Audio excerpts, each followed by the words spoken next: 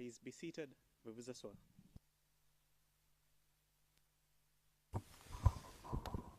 Good afternoon. Le juge président, rebonjour.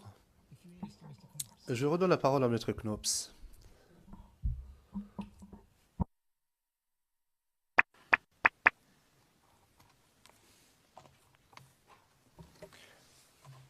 Good afternoon, Mr. President. Maître Knops, bonjour, Monsieur le Président. Monsieur le témoin, rebonjour. Avant la pause déjeuner, nous étions en train de discuter de la phase des négociations qui est passée à la phase militaire.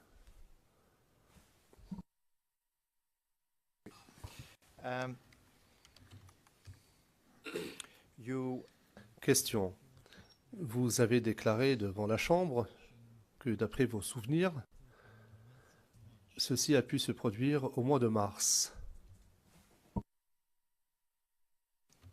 Oui, je dis à peu près vers fin mars et début avril. C'est ce que je dis. Question.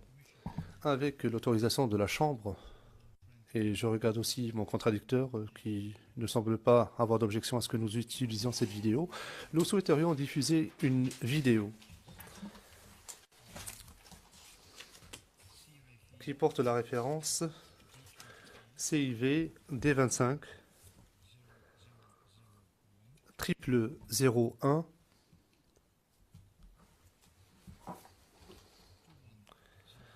2104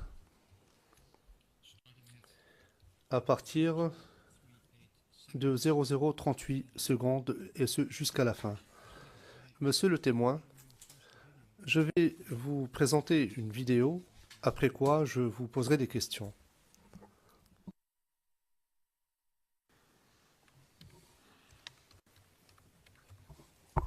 L'Ivoirienne est toujours dans l'impasse. C'est ce... Greffière d'audience, j'invite les parties et les participants à appuyer sur évidence 2.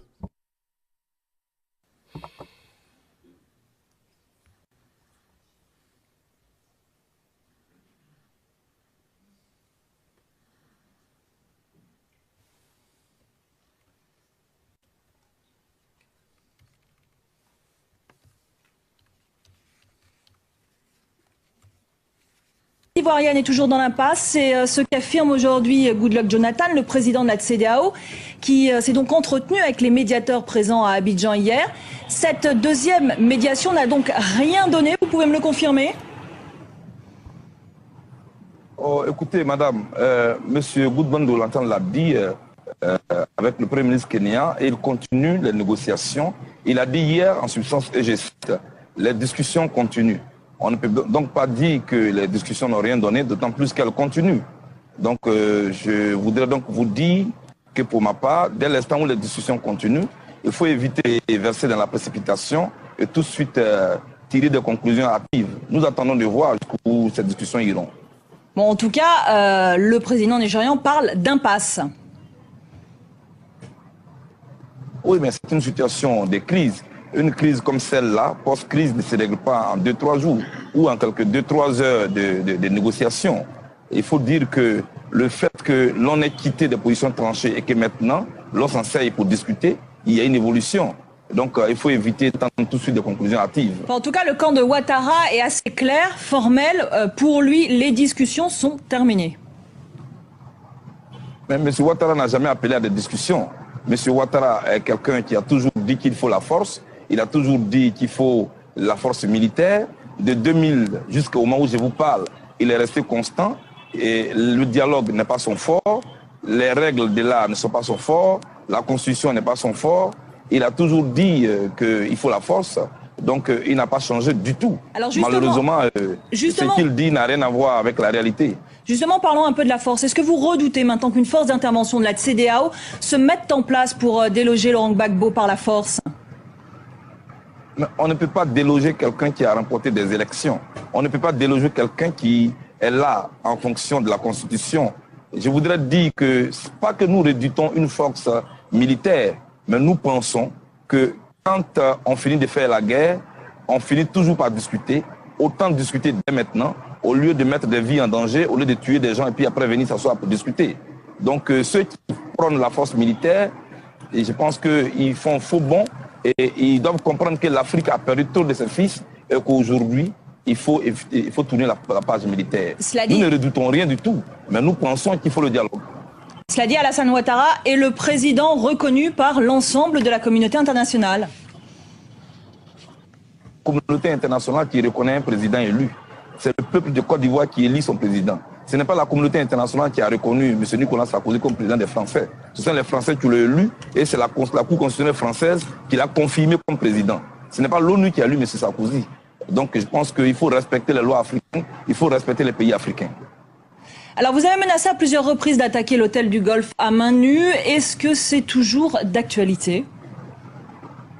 Il faut enlever le mot attaquer. Les mains nues ne peuvent pas attaquer. J'ai dit que nous ne pouvons pas accepter que M. Ouattara et son équipe, avec à la tête le rebelle Guillaume Soro, puissent être dans la capitale abidjanaise et concocter des plans militaires avec le soutien de l'ONU et venir attaquer les Ivoiriens. Menacer que d'un moment à l'autre, ils viendront attaquer les Ivoiriens avec des militaires. Cela est inacceptable. C'est pourquoi je dis que si l'ONU ne le fait pas, les mains nues, nous irons dire de quitter cet hôtel-là. Depuis quelques jours, des voix se sont élevées et la sagesse pour gagner tout le monde. Tout le monde parle aujourd'hui de négociations. Tout le monde parle aujourd'hui des voies de dialogue. Alors moi, je continue mes mobilisations. Je les reprends dès cet après-midi. Et jusque-là, je mobilise et je le regarde vers le Golf Hotel. Alors pour sortir de l'impasse, vous réclamez notamment la mise en place d'un comité d'évaluation international. Mais les résultats du scrutin présidentiel, encore une fois, ont été certifiés par les Nations Unies. C'est Ouattara qui est donné gagnant. Que peut-on apporter? Que peut apporter de plus une commission d'évaluation? Qu'est-ce qu'elle pourra apporter de plus, cette commission? Mais madame, écoutez, nous sommes dans un pays qui a ses institutions qui sont en place et qui sont régies par des lois.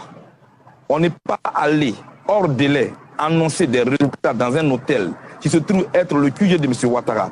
On ne peut pas déclarer M. Gbagbo avoir 0 voix dans plusieurs bureaux où il est censé avoir des représentants. Écoutez, c'est quand même aberrant. Alors, tout au moins, au lieu de nous jeter dans la précipitation, que l'on accepte de regarder, de dépouiller le dossier ivoirien et savoir ce qui s'est passé réellement. En Côte d'Ivoire, M. Ouattara, M. Guillaume Soro, M. Choi avaient une feuille de route secrète, c'était de faire en sorte d'installer M. Ouattara à n'importe quel prix. C'est que nous ne sommes prêts à accepter. C'est pourquoi nous proposons ce comité d'évaluation pour effectivement enquêter et voir qui de Gbagbo Laurent ou M. Ouattara a effectivement gagné les élections. C'est le minimum, madame.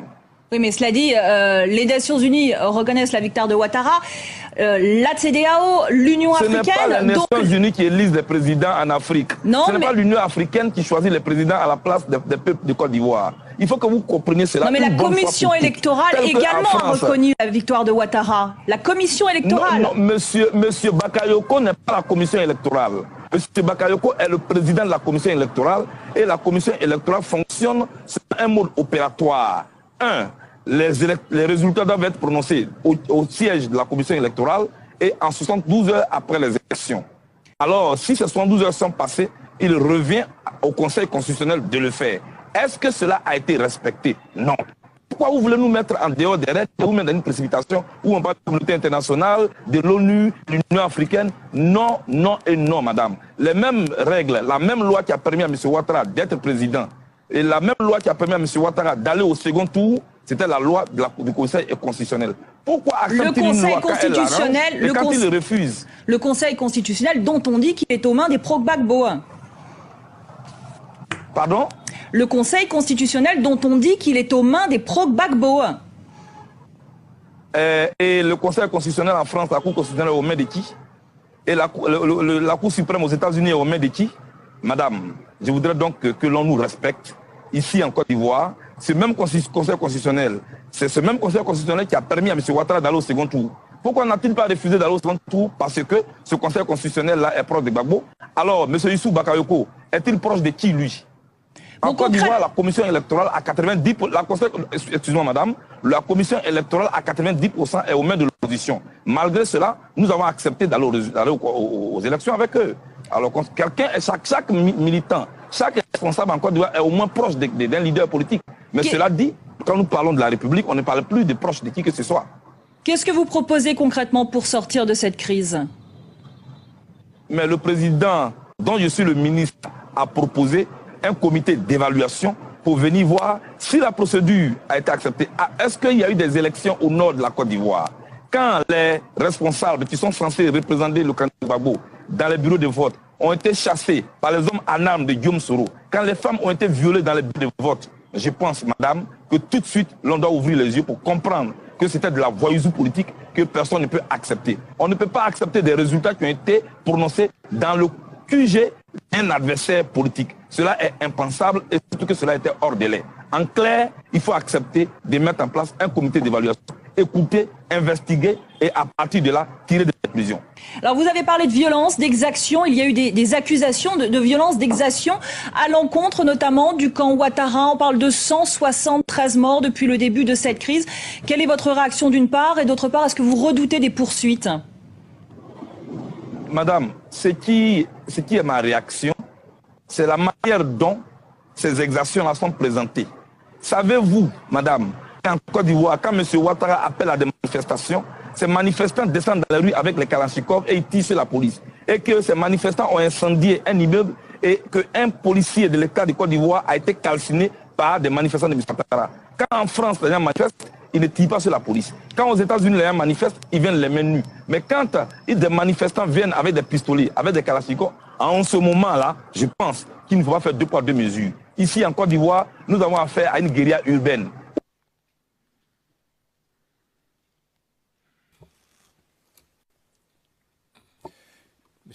Maître Knops, monsieur le témoin, est-ce que vous avez déjà vu cette vidéo avant aujourd'hui? Oui.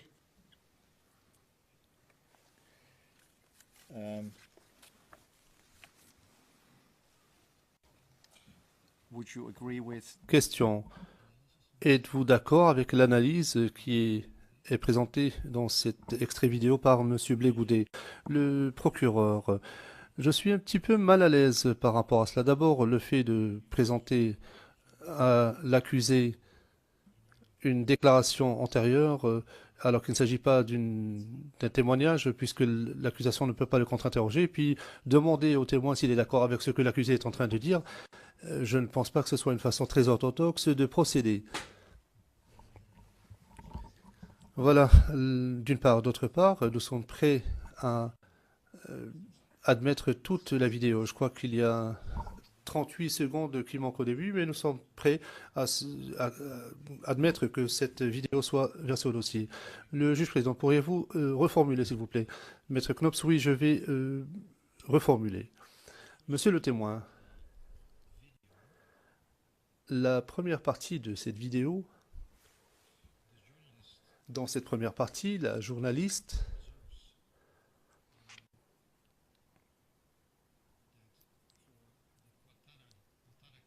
affirme que pour le camp pro-Ouattara,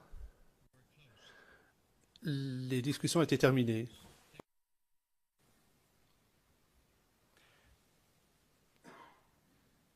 What's your comment?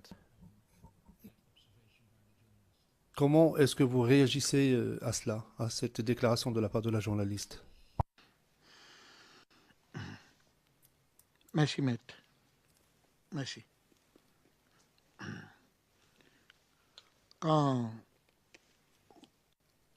tout le monde, vous tous, vous avez suivi les questions et la journaliste, ce qu'elle disait et ce que Blé Goudet lui répondait, je crois que ce sont les mêmes avis. J'ai tout donné ici, c'est la même chose.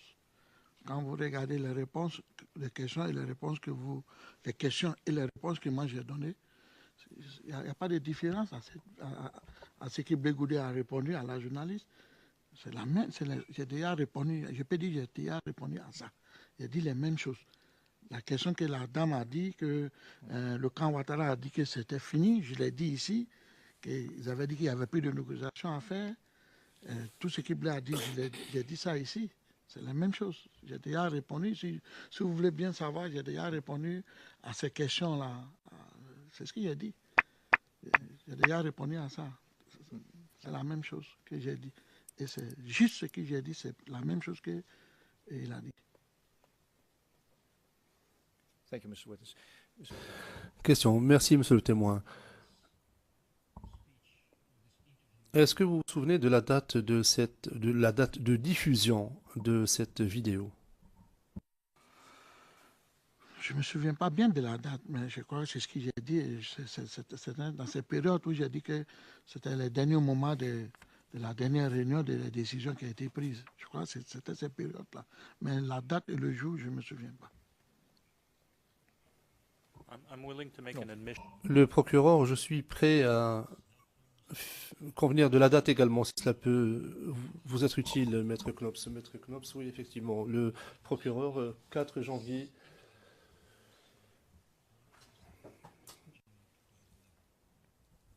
Maître Knops, très bien. Cette vidéo a été diffusée le 4 janvier 2011. C'était juste après le départ de la délégation de leaders africains. Est-ce que vous vous souvenez de cet événement?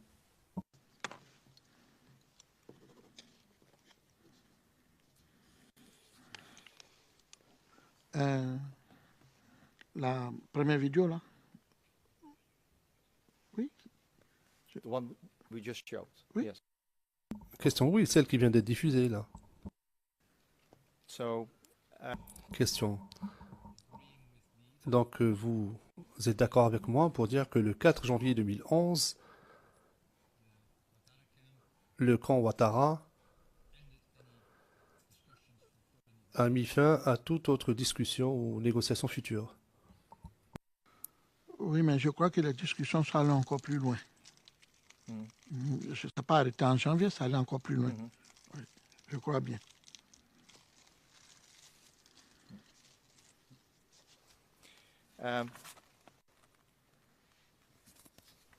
further on in the Question. Pendant cette interview, M. Blé-Goudet dit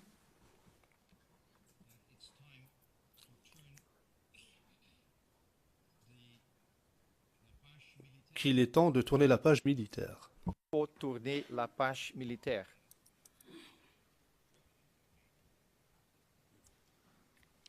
Oui, c'est ce qu'il a dit.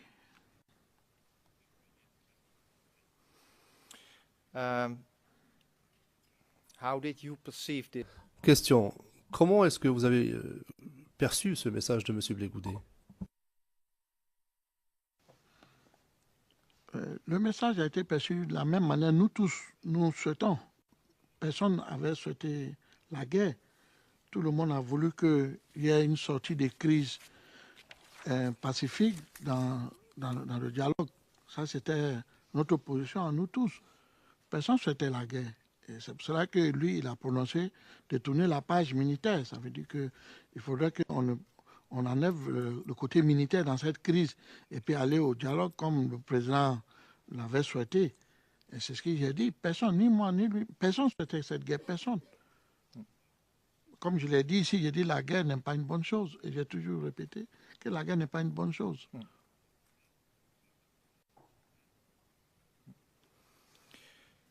In the interview, the Question. Lors de l'interview, on a entendu la réponse de M. Blé-Goudet à la question de la journaliste. Il a dit nous ne redoutons rien du tout. Mais nous pensons qu'il faut le dialogue. My question to you is, ma question est la suivante.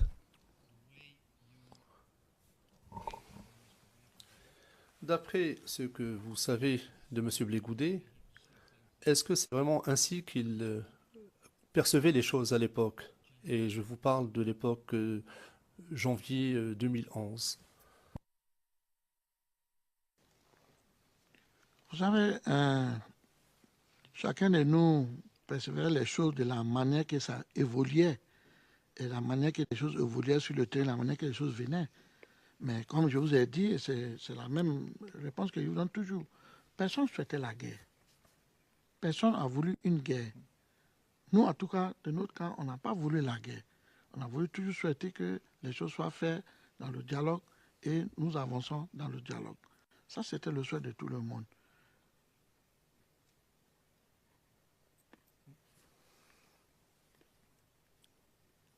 I would now like to Question. À présent, je voudrais changer de période et parler de mars 2011. Et je vais diffuser un autre extrait vidéo qui porte la référence. C'est un extrait plus court. Le président Maître Knoops, permettez-moi de vous interrompre. Est-ce que vous disposez d'une traduction anglaise de cette transcription?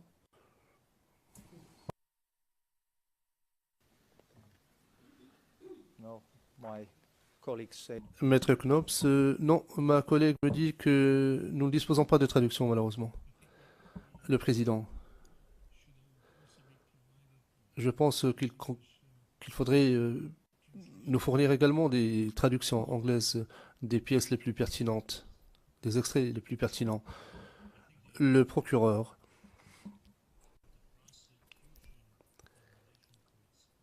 Pour ce qui concerne l'accusation et les vidéos qu'elle a présentées, l'accusation a tenté de procéder à la divulgation de façon graduelle, à la divulgation des transcriptions dans la langue originale, donc le français. Parfois, nous avons même pu obtenir des extraits vidéo sous-titrés. C'est ce que nous avons pu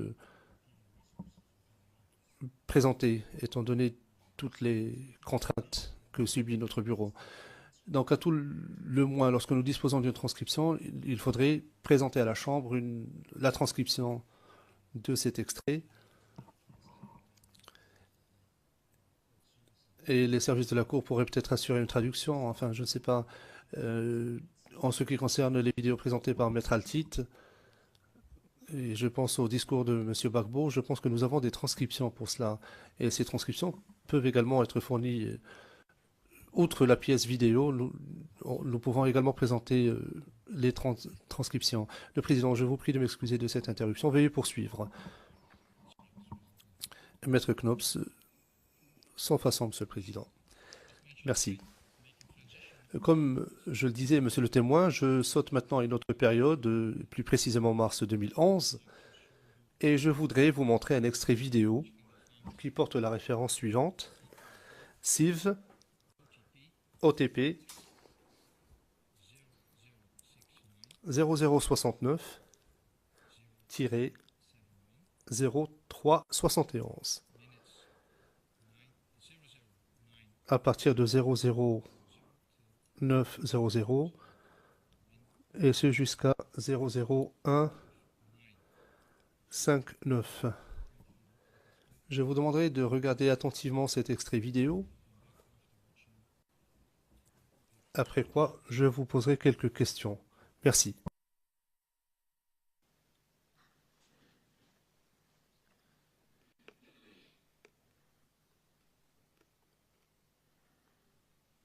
Charles Blé Goudé, président de l'Alliance des jeunes patriotes, appelle les Ivoiriens au calme et à la sérénité devant tous les actes de guérilla urbaine.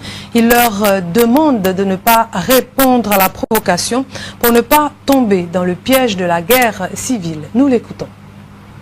Les Ivoiriens attendaient la décision du panel et du Conseil de paix et de sécurité de l'Union africaine. Et cette décision-là est connue. Et comme vous pouvez le deviner, il n'y a rien de nouveau sous les tropiques. L'Union africaine demande simplement à M. Ouattara de venir se faire investir par le Conseil constitutionnel. Lequel Conseil constitutionnel a investi le président Laurent Gbagbo. Ce qu'il y a simplement de nouveau, c'est que finalement, le Conseil de paix et de sécurité reconnaît la valeur juridique du Conseil constitutionnel. Depuis cette annonce, la Côte d'Ivoire a commencé à être envahie par des rumeurs folles. Et c'est la psychose partout. Nous sommes ici pour rassurer les Ivoiriens. De ce que, de 2002 jusqu'au moment où nous parlons, aucune résolution d'aucune organisation internationale n'a jamais été favorable au régime de Gbagbo Laurent. C'est le peuple de Côte d'Ivoire debout qui a toujours sauvé ce pays. C'est pourquoi je voudrais vous dire que face à cette déclaration, face à ces agissements, face même aux tueries des rebelles qui ont chassé tout le monde au nord et qui chassent des gens dans des communes qui leur semblent être favorables, nous avons des raisons de nous battre. Mais surtout, ne pas nous tromper de combat. L'on veut nous pousser à l'erreur et à la faute de la guerre civile. M. Ouattara et son camp veulent nous pousser à l'erreur et à la faute de la guerre civile. Il ne faut pas tomber dans cette erreur. Il ne faut pas tomber dans ce piège. Ce qui est important,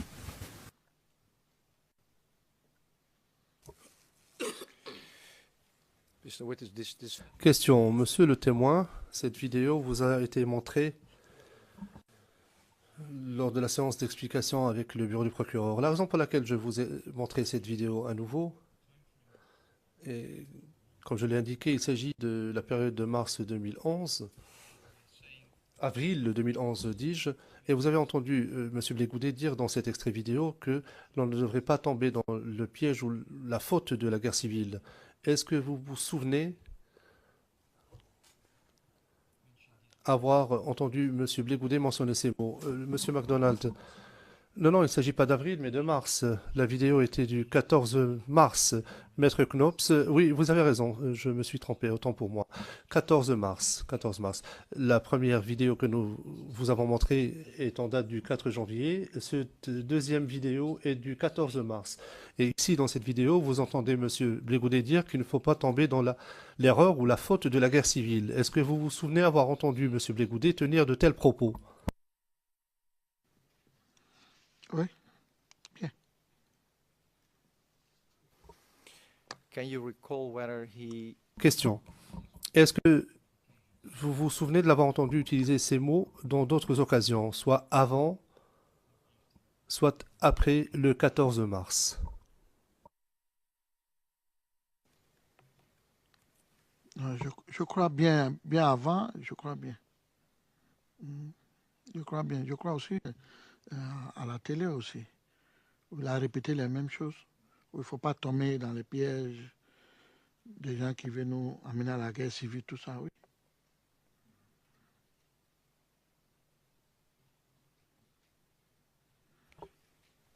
And Question. Donc, vous connaissez bien M. Blé-Goudé. Alors, c'était son point de vue? C'était, d'après lui, la solution à la crise? Ben oui, et lui-même, il vous a dit tout à l'heure que depuis 2002, toutes les décisions qui ont été prises ailleurs de la Côte d'Ivoire n'ont jamais été favorables au régime du président Laurent Gbagbo, n'ont jamais été, il a dit, n'ont jamais été favorables dans toutes les négociations qui ont eu lieu dans le monde qui concernaient cette crise de la Côte d'Ivoire, et tout est toujours pris contre le régime du président Laurent Gbagbo. Il a dit, et c'est ce qui s'est passé depuis 2002. Je l'ai dit ici, que dans toutes les réunions et partout en partait, il y avait toujours des positions différentes que les gens prenaient contre le régime du président Gbagbo, parce que, j'ai dit ici, que parce que la France n'a plus voulu du président Gbagbo au pouvoir de Côte d'Ivoire.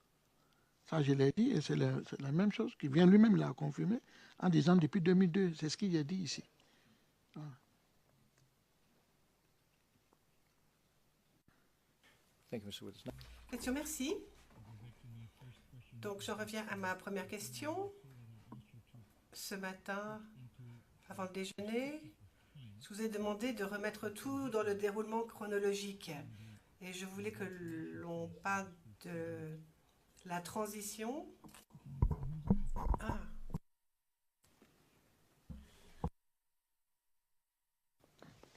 Le microphone de l'interprète ne fonctionnait pas. Veuillez reposer votre question, Maître Knopp, s'il vous plaît.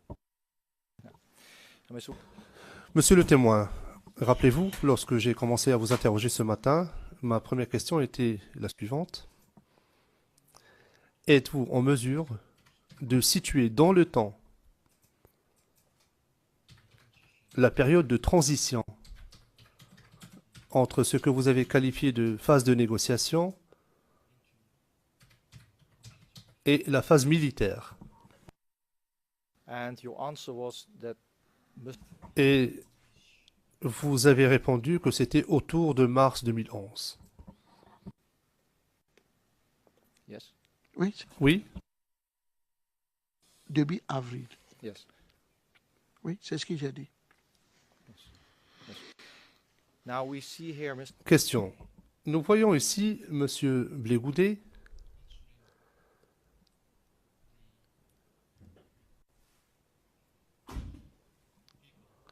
répondre aux gens le 14 mars 2011.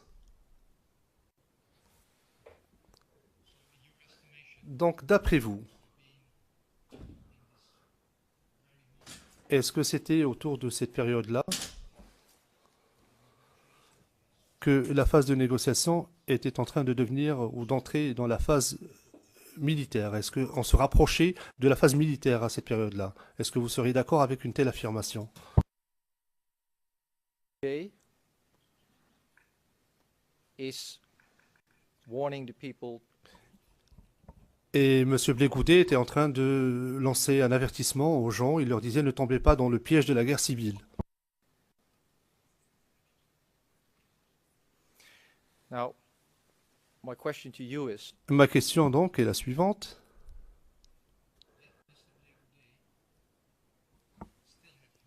Est-ce que M. Blé Goudet nourrissait encore l'espoir, d'après vous, que la phase militaire ne se concrétise pas?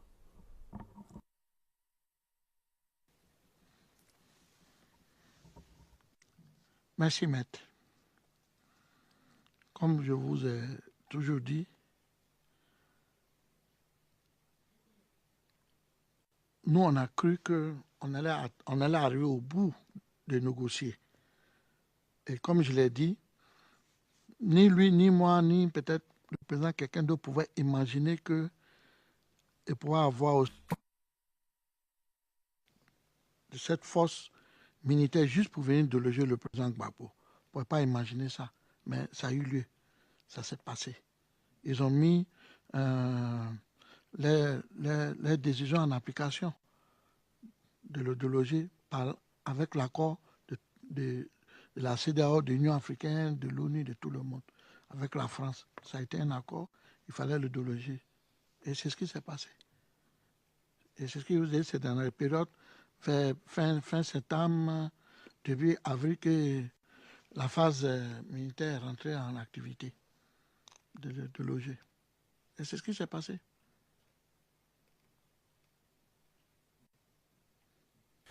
you have used À plusieurs reprises, vous avez dit, on ne pouvait pas imaginer que ce type de force serait autorisé par la France.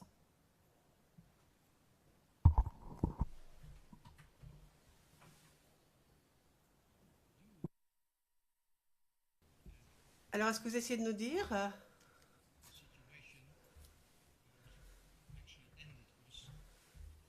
que, en fait, la fin de la situation, le résultat de tout cela, c'était complètement imprévisible? C'est ça que vous vouliez dire?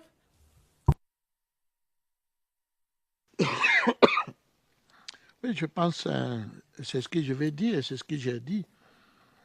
Moi, personnellement, ce qui me concerne, moi, je ne pouvais pas imaginer, peut-être comme je n'avais pas cette expérience ou je n'avais pas encore vécu ce genre de crise, je ne pouvais pas imaginer que l'ONU pourrait prendre une résolution en donnant l'ordre à la licorne d'intervenir, à l'armée française d'intervenir en Côte d'Ivoire pour déloger le président Gbagbo où il est et puis installer le président Ouattara. Moi-même, je ne peux pas imaginer, mais c'est ce qui s'est passé, c'est ce qu'ils ont fait, maître. C'est ce qui s'est passé, c'est ce qu'ils ont fait. Et toute la Côte d'Ivoire le sait, c'est comme ça que ça s'est passé. Pas imaginer l'histoire, c'est une histoire qui est vraie.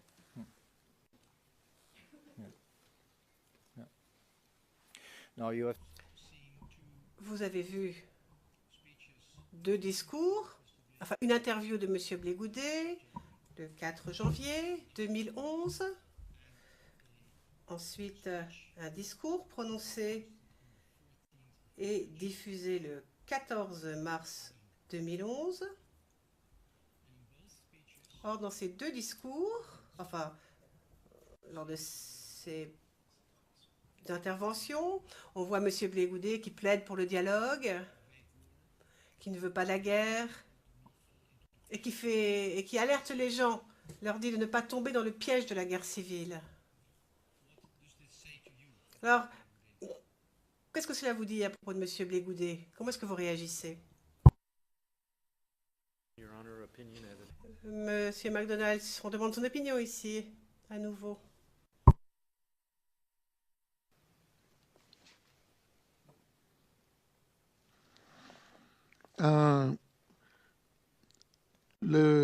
L'attention, l'opinion de Blé Goudet, moi je ne peux pas le juger. Moi je ne peux pas le juger. C'est clair ce qu'il a dit. Voilà, c'était son souhait. C'était son souhait qu'on continue de dialoguer. C'était son souhait, c'est ce qu'il a dit. Et il fallait éviter la guerre civile. Moi je l'ai dit ici qu'on a tout fait pour qu'on puisse éviter la guerre civile, mais il est arrivé un moment, il y a eu la guerre civile.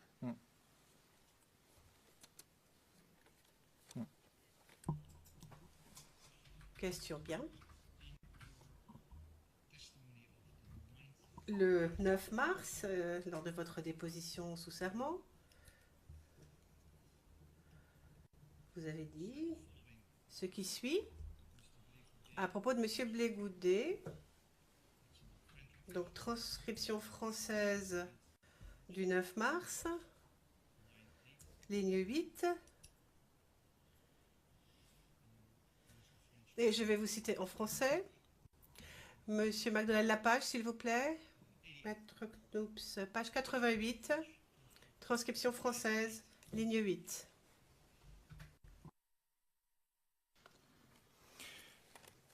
When you were... Donc,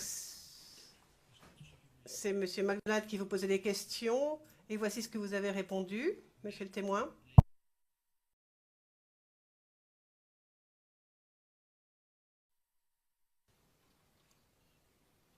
À la fin, il a vu le danger venir.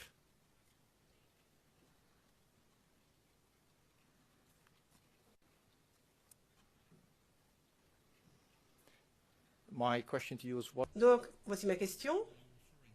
À quoi faisiez-vous référence? Je fais référence à la fin de la... lorsque les forces républicaines de M. Alassane Ouattara avaient pris toute la Côte d'Ivoire, il restait qu'à Abidjan. Et c'est comme ça qu'il dit qu'il a vu le danger venir, qu'il est parti. C'est ce qu'il a dit.